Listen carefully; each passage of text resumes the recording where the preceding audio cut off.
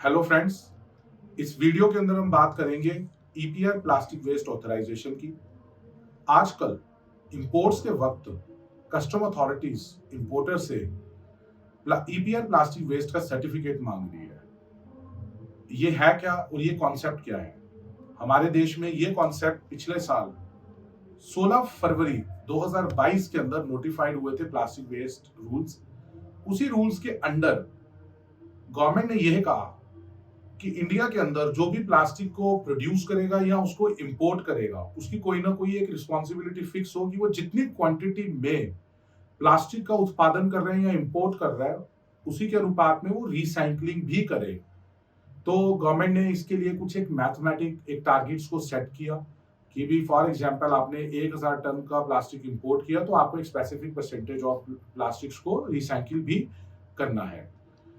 EPR की जो full form है वो extended producer responsibility basically authorization है। हमारे देश में एपेक्स बॉडी जो पोल्यूशन की है वो सेंट्रल पोल्यूशन कंट्रोल बोर्ड है। सीपीसी भी रिस्पॉन्सिबल है इंडिया के अंदर किसी भी प्रकार के पोल्यूशन के जो लॉज है उसको लाने के लिए, अमेंड करने के लिए, एनफोर्स करने के लिए। और यही body plastic waste management rules को लेकर आई। प्लास्टिक वेस्ट मैनेजमेंट रूल्स के अंदर इसी ऑथराइजेशन की बात की गई है।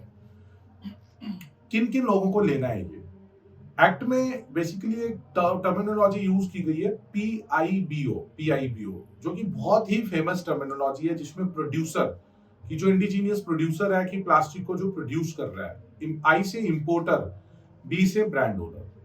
ब्रांड ओनर के अंदर जैसे कि आप ब्रांड ओनर है, आप पैकेजिंग करवा रहे हैं और वेंडर कोई और है जो प्रोड्यूस करके दे रहे हैं, तो आपकी भी कहीं ना कहीं गवर्नमेंट ने रिस्पॉन्सिबिलिटी फिक्स कर दी कि as a brand owner, because you cause to generate the wastage of plastic by ordering the products. Okay, so EPR authorization हमें रिक्वायर्ड क्यों है?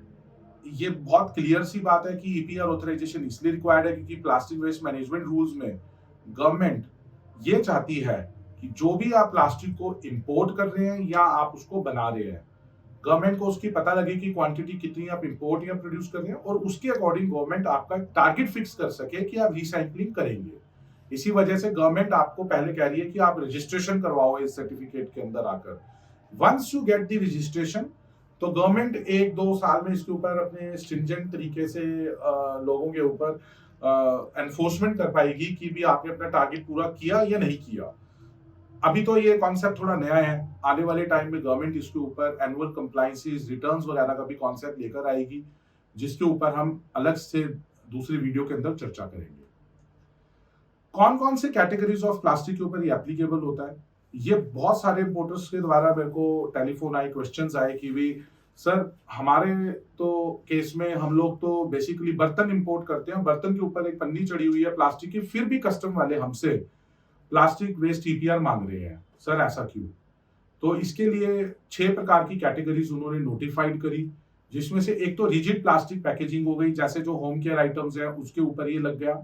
दूसरी flexible plastic packaging. Flexible plastic packaging के अंदर जो सिंगल यूज, सिंगल लेयर जो basically पन्नियां आप चढ़ा रहे हो जैसे सेलोफिन वगैरह, उस डिफरेंट टाइप ऑफ जो प्लास्टिक्स है ये उसके ऊपर एप्लीकेबल हुआ। थर्डली अगेन ये जैसे आप घर में रोजमर्रा का जो एफएमसीजी के गुड्स लाते हो, जो पतली पैकेजिंग पन्नी के अंदर आता है, अगेन वो इसके प्रीव्यू में आता है। इसके अलावा आपकी जो प्लास्टिक शीट्स है, मोटी शीट्स हैं, और ये सब भी इसके अंदर आ जाती हैं। और जो प्लास्टिक बैग्स हैं, कैरी बैग्स हैं, जो कि कंपोस्टेबल प्लास्टिक से बने हुए हैं, वो भी इसके अंदर आते हैं। तो ये कई जगह भ्रांति है कि भी कंपोस्टेबल प्लास्टिक नहीं आता, तो इस गवर्नमेंट ने ये बहुत क्लैरिफाई कर दिया कैटेगरी 4 के अंदर इसे नोटिफाई करके। तो इसके अलावा आपके आता है कि भी डॉक्यूमेंट्स क्या, बहुत प्लास्टिक वेस्ट ऑथराइजेशन लेने के लिए हमें क्या क्या डॉक्यूमेंट्स चाहिए। जो जो डॉक्यूमेंट्स हमें प्लास्टिक वेस्ट ऑथराइजेशन लेने के लिए चाहिए, वो बेसिकली गवर्नमेंट ने, जैसे बेसिक अगर आपकी कंपनी के केवाईसी डॉक्यूमेंट्स हो गए, इंपोर्ट एक्सपोर्ट लाइसेंस हो गया, कंपनी का incorporation certificate, pan, GST, promoters के आधार हो गए, और इसमें कई टेक्निकल उन्होंने डेटा मांगा कि यार किस प्रकार का प्लास्टिक आप इंपोर्ट कर रहे हैं, किस क्वांटिटी में कर रहे हैं, किस फॉर्म में कर रहे हैं, किस शेप में कर रहे हैं, और प्लास्टिक की इसमें काफी टेक्निकल डेटा मांगा हुआ है उन्होंने। तो ये सब डिटेल्स को फुलफिल करके आप उसको अप्लाई करते हैं। अप्लाई करने के बाद आपको ये ग्रांट होता है। इसके अंदर गवर्नमेंट फीस क्या है, टाइम क्या लगता है, ये भी क्वेश्चंस हमारे लोगों के मन में है। जो इसके अंदर उन्होंने जैसे बेसिकली टीपीए जो है टन पर एनम के हिसाब से बेसिकली उन्होंने कॉन्सेप्ट निकाला कि अगर आप 1000 टन से कम की क्वांटिटी इंपोर्ट कर रहे हैं तो आपके ऊपर 10,000 की सरकारी फीस प्रपोज की गई है।